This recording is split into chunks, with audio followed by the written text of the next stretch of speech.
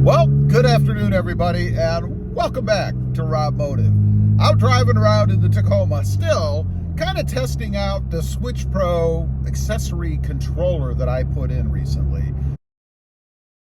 It's a whole tray. It's actually the Switch Pro plus a fuse panel, so it's really two separate systems, something I was unaware of when I did it.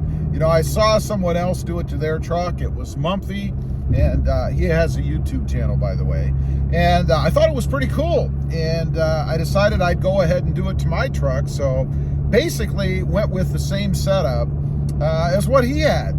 So after I put it on, I got to thinking, you know, the wheels start turning, and I thought, why do I have the Switch Pro and then the fuse panel? I mean, that's really two separate things.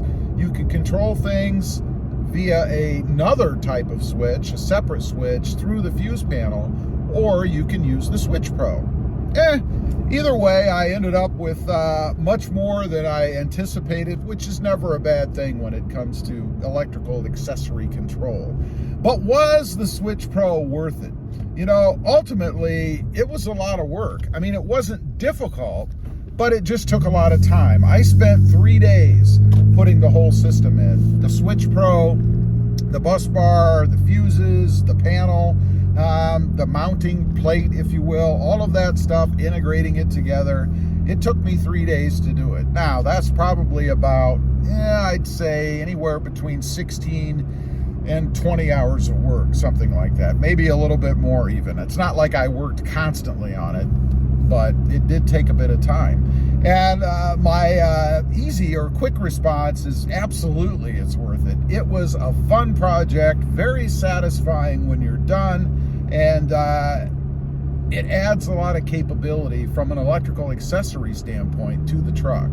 I can add 20 different accessories now through the system that I had, 8 of them controlled through the switch panel, than what I had before. And I love the way it looks in the truck. Right now I'm looking at it, it's lit up, it's just too cool. I think when you pop the hood and you see that under there, first of all, most people who are not modders or are not familiar with it are going to be like, what in the world is that? I can imagine when I take it in to have my last, I think it's probably the last oil change done, they're probably going to comment on that and say, what the heck is that thing? Because it is a pretty profound piece underneath the truck, but that's what makes it cool. I just think it's awesome. I mentioned the switch inside, much better setup, you know, having everything integrated right here beside me. You know, before I had switches and blank plates, and then I had other things down there. I had the trigger for a wireless controller over there, so everything was kind of all over the place. Now everything runs right through this switch, as well as the new plate that I put in. That came from Cali Rays, by the way. Awesome plate. I will say that I did have to mod it a little bit. It didn't fit perfectly. I had to do a little trimming on the structure part of the truck underneath, just plastic bits, if you will. But ultimately, got it to fit. It's in there. It looks OEM. I mean, it's awesome. I think it's cool. But just be prepared. If you go that route, you may have to do a little bit of modding. And I talked about that in another video recently, about modding the mods. Anytime you get into doing anything, you have to be prepared to maybe tweak it a little bit, because nothing, unfortunately, that's aftermarket, I shouldn't say nothing, in a lot of cases, aftermarket parts don't fit exactly right. You kind of have to make them fit a little bit. Not a big deal, but anyway, just something to be aware of. The biggest thing about the Switch Pro to me is having everything integrated down there and being able to control everything from the one panel, and the ease of adding mods to the truck. You know, you've probably seen people's trucks, maybe you're one of them, where you pop the hood and it's just a rat's nest of wires under there. And that's because they have multiple accessories. Maybe you have multiple accessories, and there's wires all over the place because you have to have multiple wires for multiple accessories. Now, you still have wires under the hood, of course, because you're connecting things, but they all go to a central organized point. That tray, the Switch Pro tray, or the, I think it's SD off-road where I got mine. I mentioned it in the original install video, so if you're interested in pieces and parts, check that video out.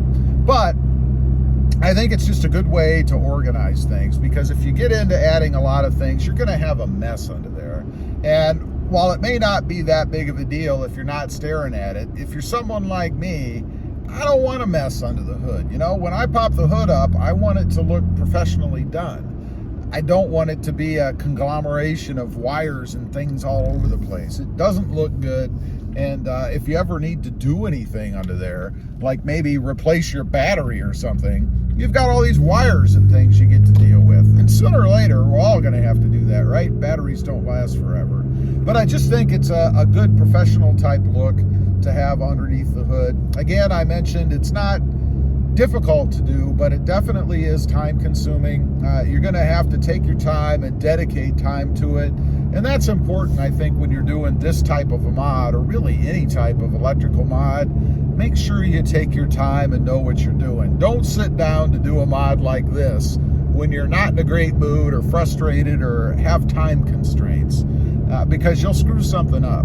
You know, when I was connecting mine up, I kind of put one wire in the wrong place. I caught it before there was any issues or anything, but it's because I was in a hurry. I was already a day into the project, and I thought, gee, this shouldn't take that long. And it's funny, when you watch other install videos and things, you know, sometimes you forget that we all edit things, right? I mean, nobody's going to sit and watch you stripping 20 wires in real time. So when you're watching these videos, it makes it appear like the mod is a lot quicker and maybe sometimes easier than it really is. So just beware. You have to be willing, I guess, to dedicate a decent amount of time to things like this. There is one thing, and I mentioned this in a previous video, that I don't like about the setup, and that is that the tray that it sits on, which isn't really specific to the tray, I mean, you have to put it somewhere, but it covers up the fuse box. So if you ever needed to get in there to replace a fuse or something, it will be a hassle, because you have to lift up, which means unbolt, and hopefully you left your wires long enough, but you have to lift up the tray with all of the Switch Pro stuff on it to get to that fuse box. Good news is, unless you have a problem, you should never need to do that, because now you're wiring everything directly into the Switch Pro, and if you're going to blow fuses or anything, hopefully you're going to blow them in that unit, which is very accessible right there in front of you, so you don't ever need to get into the fuse panel, which, by the way, does add another level of safety, I think, because if everything is running through the Switch Pro, you're not going to blow or potentially burn up things in the OEM part of the truck. Anyway, I just wanted to get on here and talk about that a little bit.